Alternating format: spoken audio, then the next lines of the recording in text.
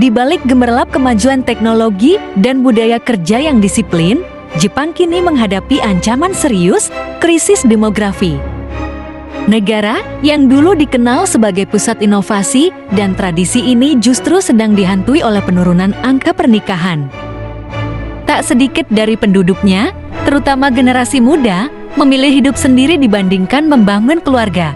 Apa sebenarnya yang terjadi? Mengapa semakin banyak orang Jepang yang tidak tertarik menikah?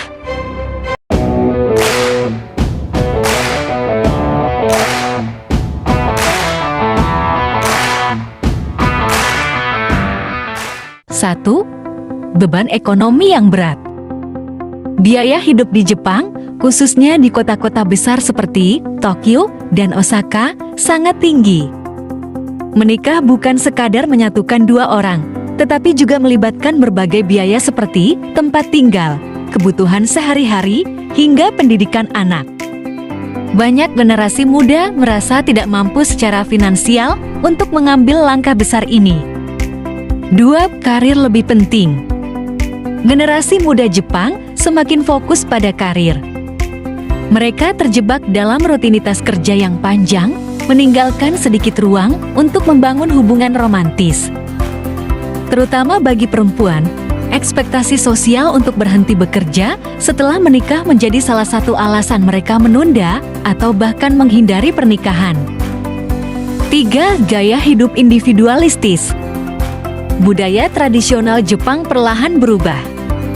Generasi muda lebih memilih gaya hidup yang mengutamakan kebebasan pribadi tanpa terikat oleh komitmen pernikahan.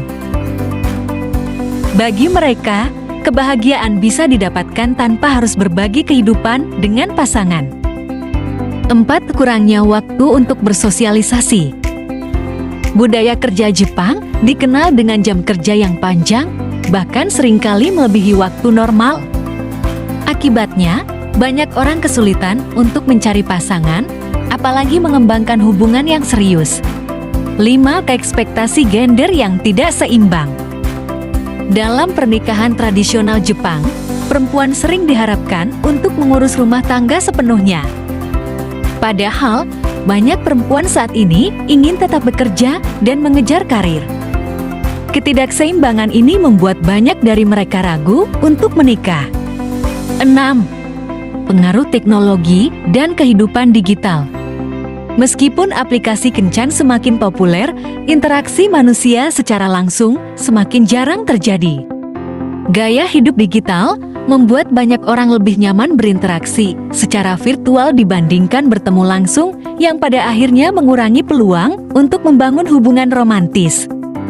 Fenomena ini memicu kekhawatiran besar bagi masa depan Jepang. Dengan angka kelahiran yang terus menurun dan populasi yang semakin menua, pemerintah telah mencoba berbagai langkah seperti memberikan insentif keuangan hingga program matchmaking. Namun, perubahan nilai sosial dan budaya kerja yang kaku masih menjadi tantangan terbesar. Akankah Jepang mampu mengatasi krisis ini, ataukah akan menjadi negara yang perlahan kehilangan generasi mudanya?